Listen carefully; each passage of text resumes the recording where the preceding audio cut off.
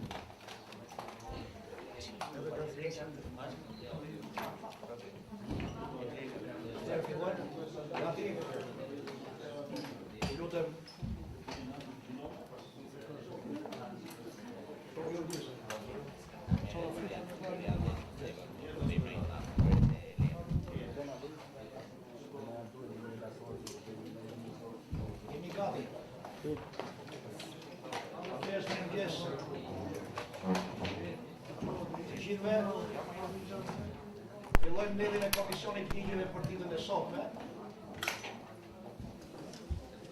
Kuorumi është I pranishëm për të vazhduar me rendin e ditës. Sot kemi në rendin e ditës për shqyrtim dy çështje të rëndësishme. Është projekt ligji për disa shtesa dhe ndryshime në ligjin numër 96 të vitit 2016, ju lutem qetësi.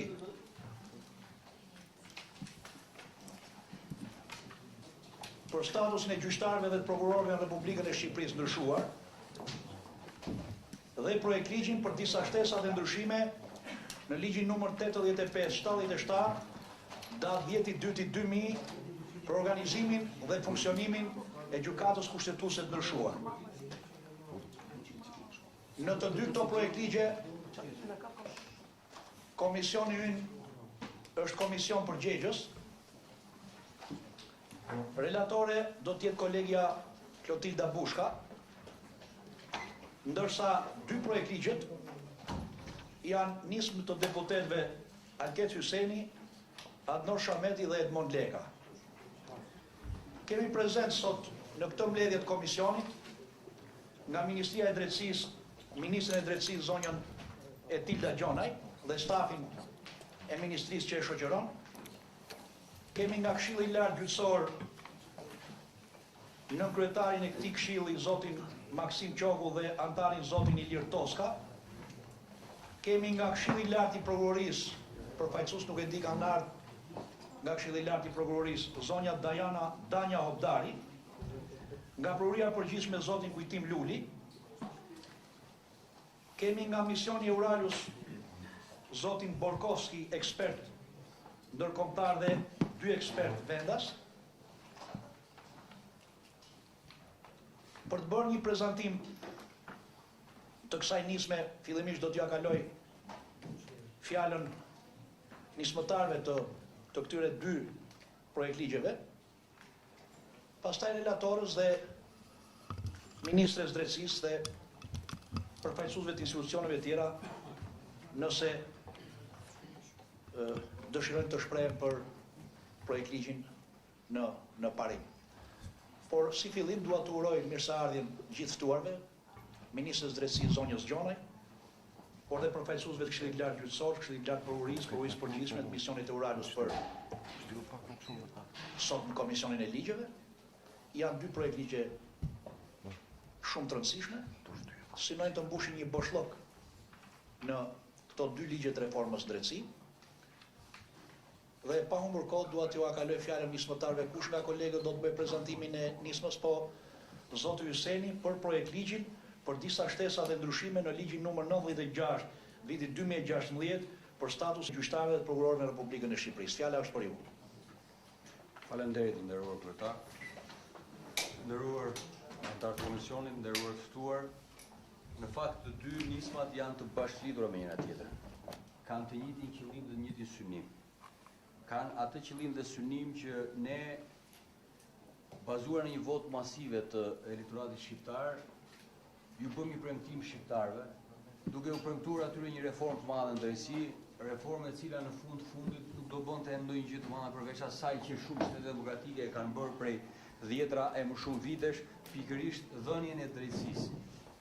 Në këtë fokus ne orientuam një paketë madhe ligjore mbi 33 akte në kuadër të kësaj reforme dhe ka filluar implementimi i saj, por duke vënë se gjatë implementimit të kësaj reforme, nga zbatimi i saj, ka ndalë edhe problematika të cilat mendojmë që kishin nevojë për të riparë. Sidomos këndvështrimi, në mos dashakeqjes, le të themi në kushtet më të mira, mosnjoja e frymës dhe e gërmës së kësaj reforme nga ndonjë institucion, qoftë edhe kushtetues, bëri që elementë caktuar të kësaj reforme të përpiqeshin për t'i devijuar. Në këto kushte ne mendojmë që nuk mund të rrim pa ndërhyrje, sepse nuk ka kohë për të humbur Shqipëria dhe njerëzit nuk kanë kohë për të humbur. Ata i kanë syt te kjo reformë, që është nëna e gjitha reformave, dhe presin që frytet e kësaj reforme të vinë një orë më parë. Dhe nuk ju intereson fare se si e interpreton një institucion tjetër. Se si dëshiron ta pengojë ndonjë institucion kushtetues, edhe pavarësisht se nga pikpamja formale pretendojnë që janë pro kësaj reforme, por me veprimet e tyre nga mëngjesi në mbrëmje e përmoston dhe natën, përpiqen ta sabotojnë me çdo mënyrë, formë dhe mjet. Për këtë arsye, së bashku me kolegun Shameti, prezantuam këto dy akte, janë dy aktet, pavarësisht se ne jemi konkretisht në rendin e ditës në ligjin e parë, po janë dy projekt ligje, qoftë projekt ligji për statusin e gjyqtarëve dhe prokurorëve në Republikën e Shqipërisë, por ne gjykuam që ka nevojë për një ndërhyrje edhe në ligjin për funksionimin e gjykatës kushtetuese. Në dy element kryesor. Spari, betimi. Betimi është një institut i rëndësishëm për ne, është një institut i ceremonialit të emërimit të një zyrtari shteti, i cili në tradit është bërë përgjithsisht me një formë të caktuar. Por duke qenë se institucionet caktuara u përpoqen ta bllokojnë këtë moment ceremonial formal juridik, dhe duke qenë se gjithë fryma e reformës ka patur në fokus të saj mekanizmi zhbllokues, që në këtë rast në fakt nuk ka qenë konsideruar, mendoj që dhe në këtë rast duhet futur mekanizmi zhbllokues për institutin e betimit. Dhe kemi gjykuar që duke shfrytzuar dhe jurisprudencën më të mirë të mundshme, dhe kryesisht bazuar edhe në praktikën e Komisionit Venecias, i cili ka qëndrim të qartë për këtë çështje, ku e ka konsideruar institutin e betimit një institut të rëndësishëm, por i cili nuk mund të pengojë funksionin dhe fillimin e detyrës së një zyrtari, dhe duke orientuar në zgjidhje si kjo që ne kemi prezantuar, kemi menduar që nëse një nga institucionet që mund të jetë një nga këshillat, pra o këshilli lart gjyqësor, o këshilli lart i prokurorisë, mund të jetë presidenti i Republikës, apo kushdo institucion, sikur se fryma e gjithë kësaj pakete ka patur, nuk mund të bllokojë fillimin e punës së një zyrtari dhe gjendet një formë tjetër e cila zhbllokon situatën. Në rastin konkret është prezantuar forma me shkrim, e cila është një formë e njohur në shumë praktika kushtetuese të vendeve të ndryshme demokratike. Nga ana tjetër, u gjykua që në kushtet kur reforma kërkon një kohë të caktuar për implementim të plot, në kushtet kur institucionet për shumë arsye, po pa u ndalur politikisht më shumë për shkak të atyre të cilët përpoqen të pengojnë, sikur se thash, me çdo formë dhe mjet pikërisht implementimin e kësaj reforme dhe penguan dhe krijimin e institucioneve të ndryshme, kjo vonesë mund të ketë sjell edhe problematika sa i takon reagimit të institucioneve shtetërore kundër fenomeneve të caktuara. gjë ne nuk mund të rrim indiferent. Dhe menduam që mund t'ju propozonim juve edhe disa ndërhyrje parimore kushtetuese për veprime të shpejta nga këto institucione, sikurse janë element të tillë të ndërhyrjeve në procedime disiplinore nga inspektori i lartë i drejtësisë, i cili tashmë fatmirësisht është një institucion i krijuar. Ne gjykuam që ky institucion nuk mund të presi një radhë pune normale kur ndodhin fenomene të caktuara, të cilat sjellin sensibilitet të lartë në opinionin publik. Ne menduam që ky institucion duhet të ndërhyjë menjëherë me masa provizore të ngrirjes së veprimtarisë së zyrtarëve të caktuar, të magjistratëve në rastin konkret, për të vazhduar më tej me një procedim normal, por nga ana tjetër, duke i treguar publikut se një zyrtar i cili ka dyshime të bazuara publike apo shkresore që abuzon me detyrë, nuk është në lartësinë e detyrës, ka probleme me figurën dhe me pasurinë e tij, nuk mund të vazhdojë dhe detyrën dhe të presi atë radhën e verifikimit e të hetimit normal disiplinor apo të vettingut normal. Kemi qenë dëshmitar të fenomeneve të shëmtuara, të perifrazuara me konceptin KÇK, kap çat kapësh, duke na bërë të ndihemi në pozitë vështirë, ne si ligjvënës, po si qytetar në rast parë, për pamundësinë e reagimit dhe duke menduar që do presi kur t'i vi dita një magjistrati të padenj për të vazhduar detyrën, sepse mekanizmat lëvizin në mënyrë të tillë që nuk reagojnë menjëherë. Këto ndërhyrje që ne propozojmë, edhe pse mendojmë që ne kemi paraqitur përpara krijimit të Inspektoriatit Lartë Drejtësisë dhe kam pasur nevojë për tu ridiskutuar gjatë kësaj rruge dhe janë diskutuar dhe janë konsultuar në një grup të gjerë, dhe unë mund të falenderoj me këtë rast relatoren e këtyre ligjeve, po ashtu përfaqësues të Ministrisë Drejtësisë, përfaqësues të institucioneve partnere, cilët gjatë këtyre ditëve dhe javëve të kaluara janë konsultuar, është marrë mendimi më i miri i mundshëm juridik dhe besoj që përveç propozimit ton, relatoria do të prezantojë një opinion apo një draft më të konsultuar dhe më gjithë përfshirës. Ne do t'ju ftonim nga pikpamja politike, por edhe në rast të dytë dhe që është e rëndësishme nga pikpamja qytetare, që ta miratojmë këtë ndryshim të këtij ligji dhe të ligjit tjetër si element i rëndësishëm jo politik, jo thjesht i programit të forcës tonë politike, por një domosdoshmëri dhe një kërkesë imediate e popullit shqiptar, e qytetarëve shqiptar, të cilët kërkojnë reagime të shpejta nga institucionet shqiptare. Një reformë e cila vepron dhe jep efektet më shpejt është shumë e mirë se një reformë e cila edhe pse mund të ketë qëllimin e mirë, zvarit efektet e saj në kohë. Ju falenderoj. Faleminderit zoti Hyseni, zoti Shameti ka diçka për shtuar si bashkëdelegator, si bashkëkomisiontar. Kolegu Hyseni lavoroi në detaje gjithë idenë e nismës ligjore të ushtruar nga ana jonë. Më lejoni të them diçka vetëm në lidhje me elementin që ne kemi parashikuar në nismën tonë ligjore lidhur me pezullimin e magjistratëve, që në fillim të hetimit disiplinor ndaj tyre, thelbi i nismës tonë ligjore është cënimi i besimit të publikut në organet e reja të drejtësisë, dhe kjo përbën një problem dhe një rrezik shumë të madh, mbas përpjekjeve shumë të mëdha të ndërmarra nga legislativi dhe nga tërë shteti shqiptar,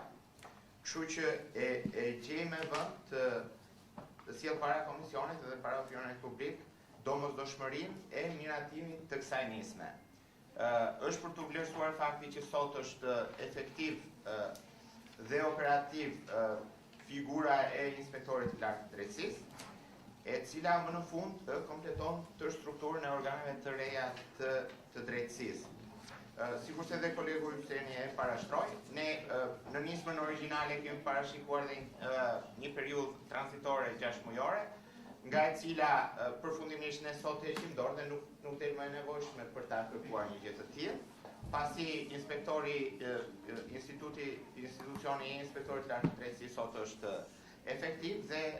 e realizon një gjë të tillë. Dua të sqaroj për gjithë opinionin publik, se jam i sigurt që edhe do të përmendet edhe nga media. Realisht ka pasur një vendim me numër 34 të vitit 2017 të gjykatës kushtetuese, i cili e ka shfuqizuar dispozitën e parashikuar origjinalisht në ligjin që ne kërkojmë të ndryshojmë, lidhur me masën e pezullimit të magjistratëve. Kjo nuk na ka penguar ne në asnjë mënyrë në paraqitjen e kësaj nisme, pasi në paraqitjen e kësaj nisme ligjore para komisionit kemi marrë përvojat dhe praktikat më të mira të shumë shtetet anëtare të Bashkimit Evropian,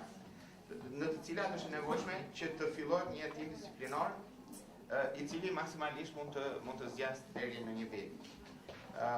Një gjë e tillë është e domosdoshme dhe sidomos në rastet kur një magjistrat mund të kryejë një vepër penale apo veprime që diskreditojnë rënd figurën e magjistratit, pasi do të ndodheshin përballë nonsensit kur një magjistrat mund të ishte edhe në mas sigurimi arrest në burg apo arrest në shtëpi dhe formalisht mos kishte asnjë pengesë për të ushtruar funksionin e vet. Një gjë e tillë diskrediton dhe cënon rënd besimin e publikut në organet e reja të drejtësisë dhe për ta shmangur një gjë të tillë kemi hartuar të nismë ligjore. Për të evituar të mundësinë, ndryshimet e propozuara parashikojnë mundësinë e këshillave përkatës, në të rast Këshilli i Lartë Gjyqësor dhe Këshilli i Lartë i Prokurorisë, që të vendosin lidhur me pezullimin mbi bazë diskrecionare të magjistratit përfshirë në një procedim disiplinor, që në momentin e fillimit të hetimit disiplinor. Kur ka raste të ngutshme, brenda 3 ditëve inspektori i lartë i drejtësisë përgatit materialin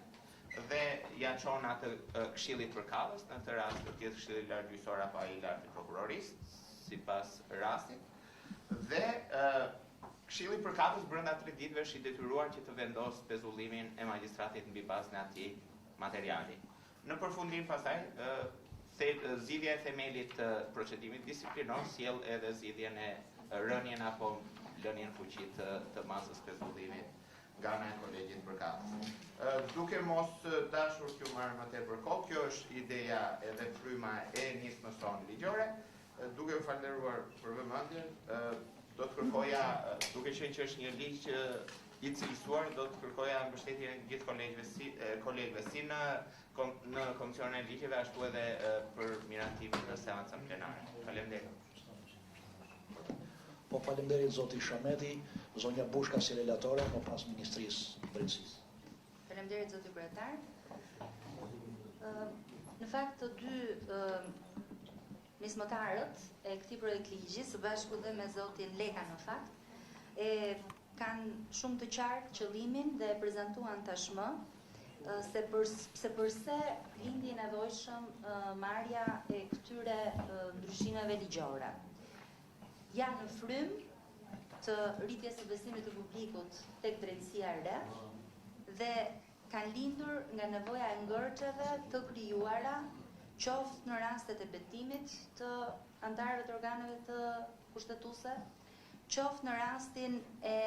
ngërçeve të krijuara për të vepruar në mënyrë të shpejtë në raste flagrante dhe abuzive me detyrën e magjistratit, jo vetëm në mungesë të mekanizmave të shpejtë apo të qartë të parashikuar, por edhe në mungesë të krijimit në kohë të Inspektoriatit të Lartë të Drejtësisë. Në këto kushte, mendoj se nismat janë të ardhura në kohën e dur, ndoshta mund të kishin ardhur edhe më parë, por si që kemi thënë gjithmonë sa herë që flasim për ligjet e reformës në drejtësi, pavarësisht se janë shumë të nevojshëm, shumë të domosdoshëm, ndryshimet apo përmirësimet apo analiza e erpashershme kërkon kohën e vet, kërkon studim të thelluar dhe duhet patjetër që të shihen me vëmendjen më të duhur në mënyrë që të mos prishim ato standarde që tashmë janë krijuar duke u nxituar në ndryshime të her pas hershme. Prandaj e çmoj të mirë menduar nismën e të tre kolegëve deputet, e cila për hir të vërtetës është konsultuar që përpara se të paraqitej me Ministrinë e Drejtësisë dhe me Euralius, dhe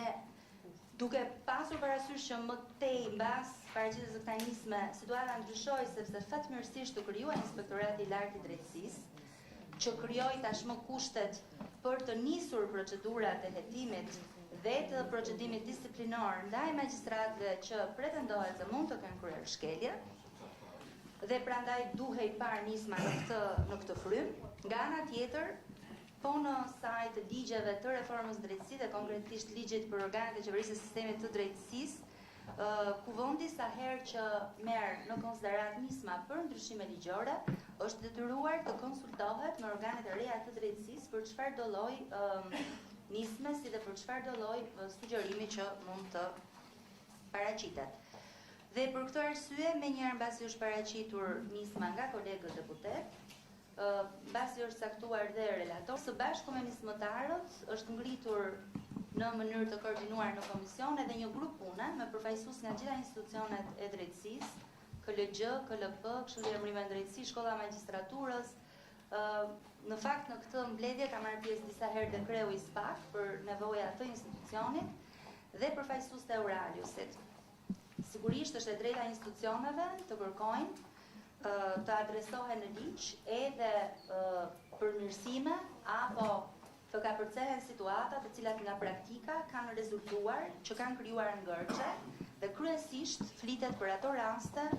kur vakancat në përgjykata dhe prokurori janë krijuar së shumti këto kohët e fundit prej procesit të vettingut dhe prej procesit të dorëheqjeve të gjyqtarëve. Situata të cilat në një farë mënyre për të plotësuar mungesat në përgjykata dhe prokurori kërkojnë pa diskutim në mënyrë të drejtë sipas ligjeve aktuale në fuqi zbatimin e disa procedurave ligjore që kërkojnë kohën e tyre për plotësimin e vendeve të lëna bosh. Por koha në fakt është një nga armiqt më të mëdhenj të ecurisë së zbatimit të reformës në drejtësi, sepse qytetarët kërkojnë sa më shpejt të shohin rezultate, ndërkohë që ligjet kërkojnë standarde dhe reforma vetë është një nga reformat më me standarde që është bërë në Shqipëri dhe duhet patjetër që këto standarde të respektohen dhe fryma e reformës të mos preket. Gjithsesi, më duhet të informoj gjithë kolegët që nuk kanë qenë pjesë e grupit punës që përveç nismës të paraqitur nga të dy kolegët këtu, e cila synon të rregullojë me mekanizma zhbllokues çështjen e betimit të magjistratëve apo anëtarëve të gjykatës kushtetuese, kërkon të forcojë mekanizmin e procedimit disiplinor me masat paraprake të pezullimit të magjistratëve që diskreditojnë rënd figurën e gjyqtarit dhe prokurorit, dhe është pjesë edhe e iniciativës së maxhorancës për të ashpërsuar dhe për të bërë sa më efektive pikërisht atë luftë kundër elementeve të padenjë në sistemin e drejtësisë, si dhe të atyre të lidhur me çështjet të krimit të organizuar dhe të elementeve të tjera në shkelje të ligjit, por nga ana tjetër, nga institucionet është kërkuar në takime dhe rregullimi i njësër situatave që kanë krijuar disa problematika në zbatim. Çdo ligj, pavarësisht se mund të jetë menduar dhe është bërë me ekspertizën më të mirë ndërkombëtare, siç janë edhe ligjet e reformës në drejtësi, me fillimin e zbatimit dhe me situata të cilat krijohen gjatë zbatimit, ka nevojë her pas here edhe të shihet. Dhe disa ngërçe të krijuara kryesisht me plotësimin e vakancave në gjykatat e posaçme kundër krimit të organizuar dhe korrupsionit janë parë gjatë rrugës, sepse nga procesi i vettingut trupa gjyqësore është duke u rrudhur. Dhe për këtë arsye edhe çështjet tjera të natyrave të ngjashme janë ngritur me të drejtë nga përfaqësuesit e institucioneve të drejtësisë, por në konsultim në grupin e punës së bashku dhe me Ministrinë e Drejtësisë, duke pasur parasysh që duhet një analizë dhe një studim i thelluar, duhet më shumë kohë për të parë se ku mund të jenë këto ndërhyrje për të mos prekur në mënyrë të shpejtë dhe të pa ndoshta menduar mirë ligje të reformës në drejtësi, ne I kemi marrë të gjitha në konsiderat duke I gjykuar të drejta dhe do të jenë shumë shpejt pjesë e diskutimeve të përbashkëta me diskuvendit Ministrisë dhe përfaqësuesve të organeve të drejtësisë për t'i referuar në një moment të dytë shumë të shpejt. Prandaj për momentin sot nisma do të ketë përveç propozimeve që kanë paraqitur kolegët kur të fillojmë diskutimin nën për nën, po unë po ja them shumë përgjithësi, dhe 2-3 rregullime të teknikës legjislative në nenet që I takojnë mekanizmave zhbllokues për betimin dhe në pjesën e neneve që kanë të bëjnë me pezullimin e magjistratëve apo me verifikimin e çështjeve të caktuara në kuadër të procedimit disiplinor, disa rregullime edhe të teknikës legjislative, por edhe të përmbajtjes, të konsultuar me Oralius, por edhe me Ministrinë e Drejtësisë, në mënyrë për ta bërë sa më efektive në zbatim parashikimin përkatës. Pjesa tjetër e nismës do të jetë siç është paraqitur dhe këtu do të sugjerohet edhe një adresimi, një shqetësimi për gjyqtarët që shërbejnë në gjykatat e spakut apo për prokurorët në prokurinë e posaçme, për të cilët duhet bërë një rregullim sa I takon trajtimit financiar për vështirësi në punë sipas konsultimit me Ministrinë e Drejtësisë dhe me Ministrinë e Financave që besoj kur të vim ke çështja nën për nën do ta shpjegoj më qartë që mos të marrim më shumë kohë. E fundit që dua të them është, duke qenë se ligjet e reformës për drejtësi janë ligjet konsultuara që në krye të herës me partner, me organizata ndërkombëtare apo me aktorë të shoqërisë civile që merren me çështjet e drejtësisë, procesi këtë herë, përveç grupit punës, është treguar I kujdesshëm që të merret dhe mendimi I të gjithë këtyre grupeve të interesit. Në përgjigje të kërkesës që Komisioni I Ligjeve I ka bërë për marrjen e mendimit organizatave të shoqërisë civile dhe institucioneve publike, të cilat nuk kanë qenë pjesë e grupit punës, kanë sjellë përgjigje Shkolla e Magjistraturës, që në fakt ka qenë në pjesë të grupit punës, por ka bërë dhe një opinion më tej përveç çështjeve që lidhen me shkollën, Shoqata e prokurorëve, Fakulteti I Drejtësisë, Komiteti Shqiptar I Helsinkit, Fondacioni Soros, Res Publica, Instituti Studieve Politike dhe USAID. Këtyre u është dërguar paraprakisht, jo të gjithë kanë kthyer përgjigje, por pjesa më e madhe kanë sjell opinionet e tyre me shkrim. Thjesht për t'ju shpjeguar procesin, në bazë të cilit grupi punës ka arritur në një konkluzion sipas tabelave që keni përpara dhe që do t'i shpjegoj më shumë kur të arrim tek shqyrtimi nën për nën. Faleminderit zoti kryetar. Po faleminderit zonja Bushka, përpara se t'ja kaloj fjalën Ministres Drejtësisë zonjës Gjonaj për të dhënë mendimin e Ministrisë Drejtësisë lidhur me 2 nismat e kolegëve të mi deputet, më lejoni të jem shumë I qartë për kolegët, por për mediat, por dhe për opinionin publik. Nisma ka në thelb adresimin e 2 problemeve shumë të rëndësishme. Është e para ka të bëj me parashtrikimin lisht mekanizmave të zhbllokimit lidhur me formulën e betimit të magjistratëve, por dhe të prokurorëve, gjë e cila është parashikuar në ligjet e reformës, në kushtetut dhe në ligjet e reformës, por nuk kemi mekanizëm zhbllokimi në rast të një përplasje institucionale. E parë, shumë thjeshtë. Dhe e dyta, ndërhyrja konsiston edhe në faktin e parashikimit të një procedure të përshpejtuar të inspektorit lartë drejtësisë në rastet e pezullimit të magjistratëve kur fillon një procedim disiplinor. E thënë më qartë, ligji për statusin e gjyqtarëve dhe të prokurorëve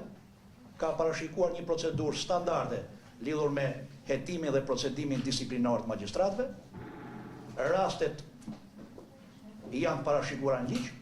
por ky ndryshim sinon rastet e nevojës dhe të urgjencës, dhe që lidhen kryesisht me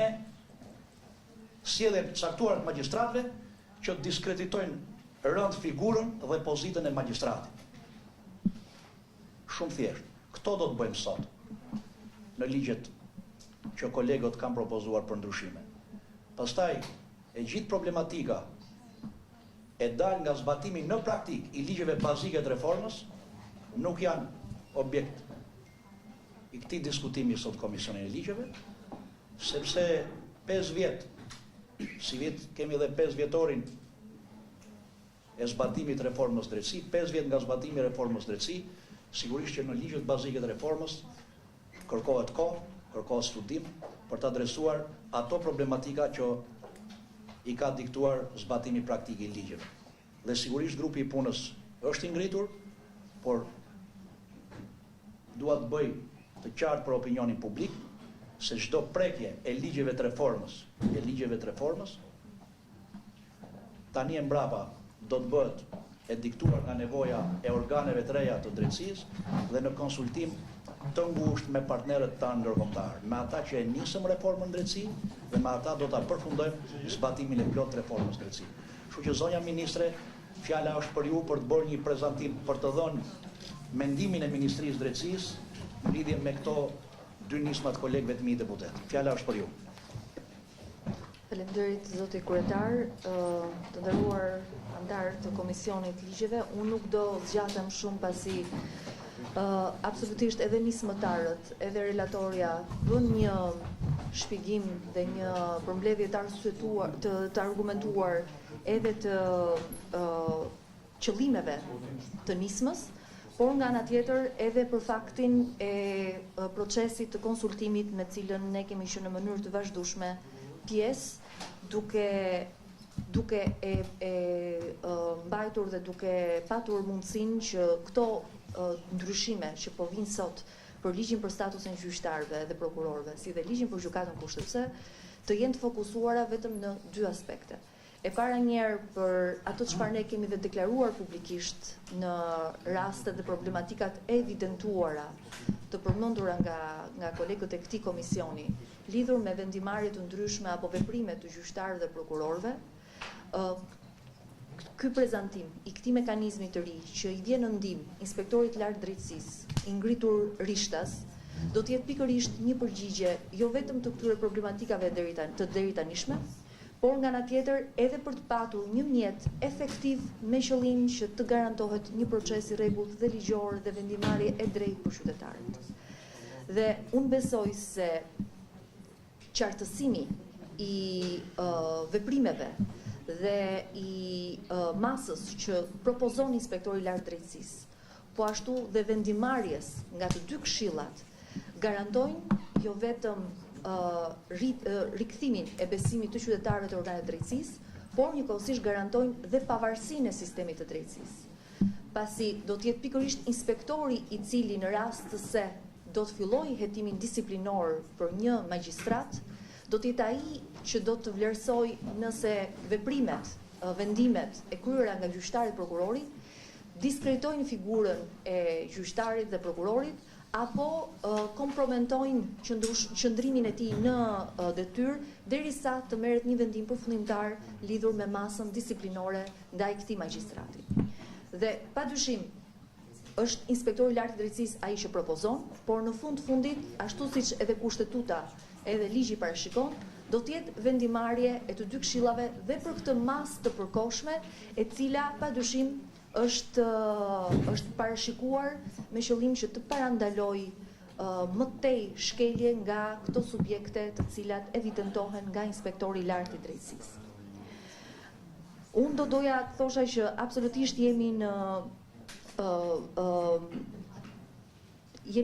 pranojmë të gjitha ndryshimet që kanë propozuar deputetët, nismëtarët, dhe nga ana tjetër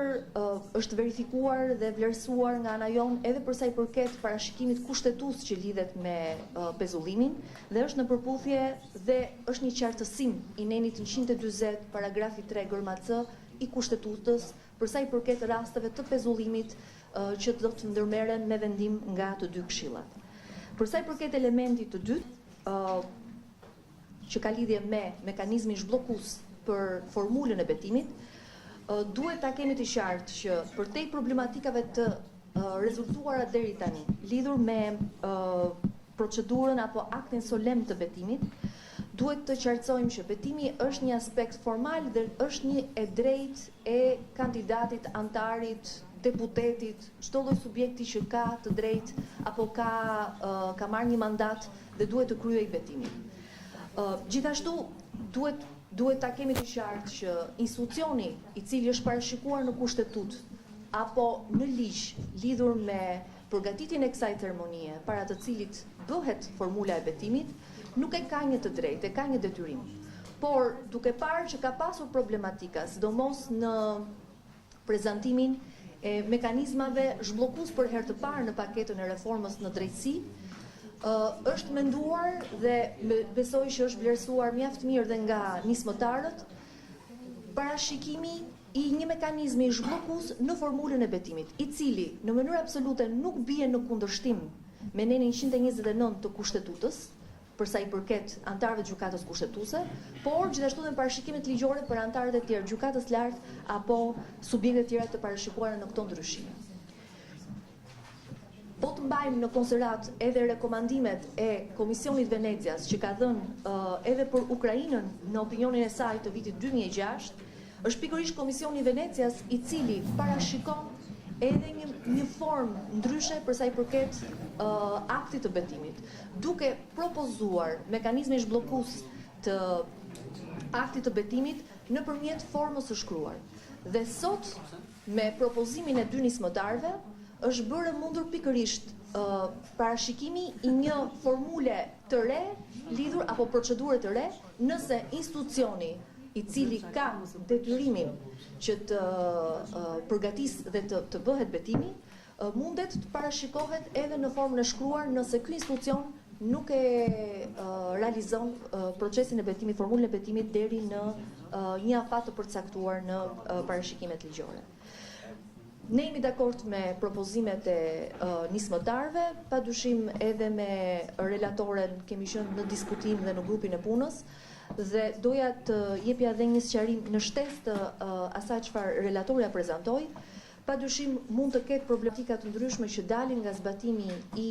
ligjeve, i paketës reformës në drejtësi, të cilat ka nevojë për një adresim më të mirë ligjor, por aktualisht së bashku me partnerët ndërkombëtar jemi në fazën e një analize të hollësishme, të detajuar për të parë nëse këto problematika vijnë nga zbatimi jo i mirë apo ka nevojë për disa ndërhyrje ligjore. Dhe të gjitha këto do të jenë të parashikuara shumë shpejt në një paket ndryshimesh nëse do të jetë e nevojshme, dhe padyshim ku do të jenë pjesë e këtij grupi pune jo vetëm përfaqësuesit e institucioneve të larta të drejtësisë, por Kuvendi, Ministria e Drejtësisë dhe padyshim partnerë ndërkombëtar,